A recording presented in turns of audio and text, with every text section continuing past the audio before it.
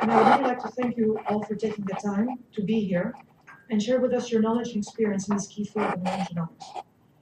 Our activity, fish farming, is really characterized by the variety of challenges we face on a daily basis. There are the usual economic and financial considerations that are faced in any business, managing a team, dealing with the markets, the banks, suppliers, so on. But at its core, it's a scientific endeavor. We are really on the forefront of the so-called blue revolution we've all heard about so many times, pioneers, if you will, of farming the sea, which is, as you know, 5% exploited compared to the land.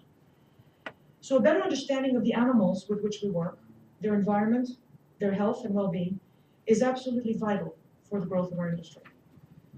And it's not only a question of profitability and competitiveness, although those are the most immediate and tangible benefits of marine genomic research. And I think you will see this very clearly illustrated in the advances that the salmon industry has made over the years. But being able to identify more robust, healthier, and well-adapted individuals can have implications on the environment, the animal's welfare, the sustainability of our activity, and its social acceptance, which, do not underestimate, as growers of carnivorous high-end species, we cannot assure our future as an industry in the general growth of aquaculture if we do not have the ability to farm animals that are well-adapted, that are sustainable in the way they grow, and of course are economically competitive. So on that note, I hope you'll find this seminar worthwhile, worth your time, and interesting, I'm sure you will, and challenging, and hopefully inspiring, so that we can start to apply some of this wealth of knowledge that exists in the scientific community to start to see how we can apply it on our farms. Thank you. I have been here in the previous training on predictability in the hatcheries. Intranemma is a Leonardo project, a lifelong learning project, and it's innovation transfer network for Mediterranean agriculture. It's funded by the Greek State Scholarship Foundation and EU, and we're organizing a series of workshops on vaccination in Turkey and Spain, predictability in hatcheries in Athens, processing, genomics, feeding strategies, and health and safety. We are here to focus on genomics today with the association of a very promising network and P7 project, the Marine Genomics for Users. Regarding Intranemma, I just want to say out of this, it's like from the process of Intranemma, it's like for the first time, Intranemma is partnering, is bringing together the associations of Greek producers, the Federation of Greek Maricultures, the Federation of Spanish producers, like AQUARK, who are all the fish producers, trout and marine, and also Mula Fish Farmers Association, which is the prominent association in Turkey. So it's led by 3 associations. We are organizing the administration of the project. We did a research survey of the industry in 3 different countries, these 3 most bigger producing countries, and the priorities were identified as hot priorities in each country. So we focused to have, let's say, genomics was a very hot interest for Greece, while vaccination was a very prominent interest for Spain, or feeding optimization was again interest that came from Turkey. And also health and safety that I mentioned before, it will be a guide on health and safety on offshore farms that we are going to produce through the project.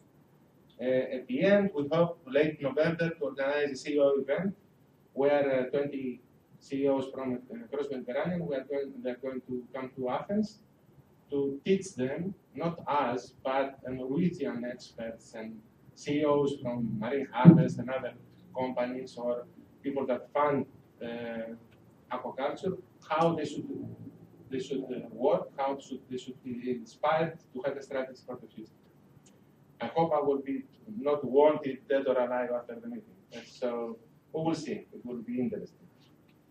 Marine genomics for users, it's let's say, we just have to, this comes from the website of the project. The marine genomics have enormous potential. They are part of the blue biotechnology that Europe is trying to set up. And I don't think that many business leaders and also legislators, everybody understands the potential in many aspects, ecological and problem solving or industrial. And this is an opportunity to get together and learn out of the experts. And I think that this technology transfer will be, if we keep in touch with the experts, and we are going to have access to their presentations and the broadcasting and everything. Everything will be uploaded in the Intranemma website. Please contact all the experts and ask questions about their presentations because they are open and waiting for this interaction. And this is the start of this process. And I hope that if Greece could take a benefit and just start the momentum with genomics. The partners, they are from France, Station Biologique Roscoff, IRTA from Spain, University College Cork and APADD from Ireland, partners from Göteborg University in Sweden, and also EMPA from Germany and CCMAR from Portugal. We're going to have Professor Adelino Canario from CCMAR. He's a professor of cell biology and physiology, and from the University of AQUARK. We are going to continue the process with Kostas Batarias, Assistant Professor of Applied Genetics in the Mesologiou. We are going to continue with Dr. Bjorn Hoyhem, something like that? Hoyhem? Okay, sorry. Associate Professor in the Norwegian School of Veterinary Science in the Department of Basic Science and Aquatic Medicine for Genetics, the section for Genetics. And Kostas Tsigenopoulos from the Hellenic Center for Marine Research, the Population and Genetics and Genomics, Genetics and Genomics Institute will speak after Prosibas, and we're going to finish with Juan Herta, who is from Joan is the name. Joan. From Joan Serta from IRTA, who is again going to speak from the Institute de Ciencias del Mar. Will speak about the sol example and the improvements in the Solglea senegalensis. I would like to ask Professor Adelino Canario to start. I will just close the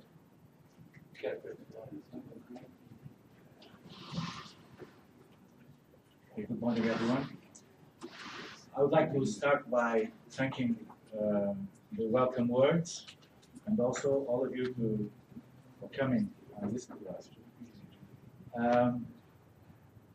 I'm going to just give you 2 or 3 words on marine genomics for users, just in addition to what has been said.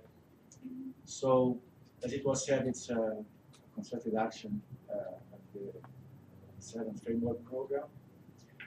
And as probably many of you know, the European Union has been funding over the years many projects, research projects, related to somehow to genomics, but not just genomics. And what happens with those projects is quite often You get a scientific publication. Of course, that science is written most of the time.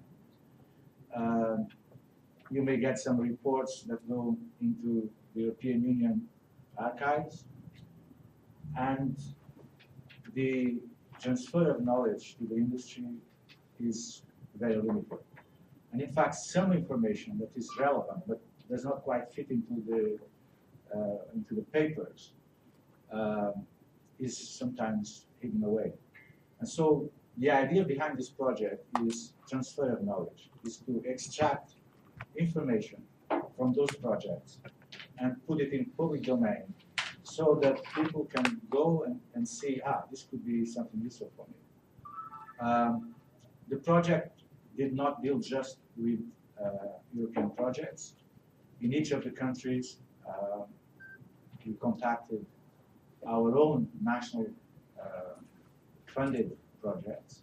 And so there will be a lot of information out very soon. It will be published in a site, the Ocean site. And then let's hope this makes it easy. So our idea is to try to put this information in words that can be accessible by people that potentially have interest. So that's the marine genomics for users. Now, the way, of course, for me, this is also a new experience. Generally, we tend to speak more to scientists, and well, of course, the challenge for us is to put the information in a way that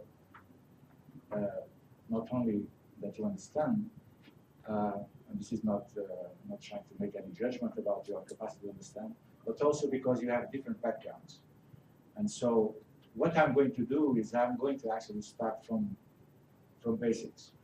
So probably some of you will say, well, I've heard about this before. Others may say, okay, this may be interesting or maybe useful, or it's a bit of information that sounds as if it's going to be interesting. And then you have more direct or more applied examples of how genomics tools can be used